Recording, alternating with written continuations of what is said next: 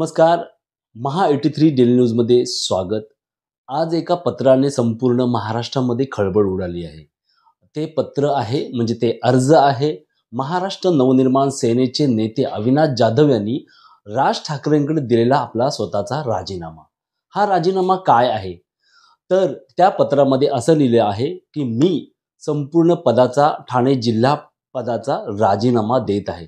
तर का देत आहे? तर महाराष्ट्र नवनिर्माण सेनेचे जे अपयश आलेलं आहे ठाणे जिल्ह्यामध्ये, त्या अपयशाची संपूर्ण जबाबदारी अविनाश जाधव यांनी स्वतःवरती घेतलेली आहे आणि त्यांनी त्यांचा जिल्हाध्यक्ष पदाचा राजीनामा राज ठाकरे यांच्याकडे सुपूर्द केलेला आहे.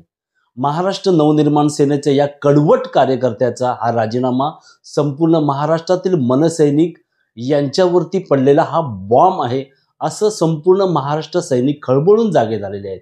आज अविनाश जाधव यांचं जे सोशल मीडिया किंवा त्यांची जी प्रसिद्धी आहे ती संपूर्ण महाराष्ट्रामध्ये पसरलेली आहे.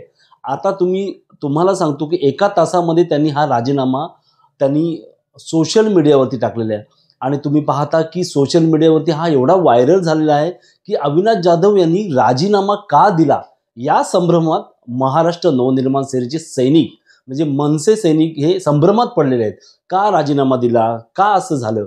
पण त्यांना हे माहिती नाही की अविनाश जाधव यांनी स्वतःवरती जबाबदारी घेतलेली आहे की महाराष्ट्र नवनिर्माण सेनेचे जे विधानसभा निवडणूक 2024 मध्ये अपयश आले आहे ठाणे जिल्ह्यामध्ये, त्याची जबाबदारी मी घेत आहे म्हणजे अविनाश जाधव घेत आहे व त्यामुळे मी हा राजीनामा देत आहे असं त्यांनी त्या पत्रामध्ये नमूद केलेलं आहे.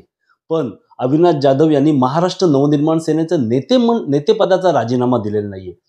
मी महाराष्ट्र सैनिकांना हे सांगू इच्छितो की त्यांनी हा राजीनामा दिलेला आहे. त्यांनी ती स्वतःची जबाबदारी समजून त्यांनी राजीनामा राज ठाकरे यांच्याकडे दिलेला आहे, पण तो त्यांचा जिल्हाध्यक्ष पदाचा राजीनामा दिलेला आहे. धन्यवाद.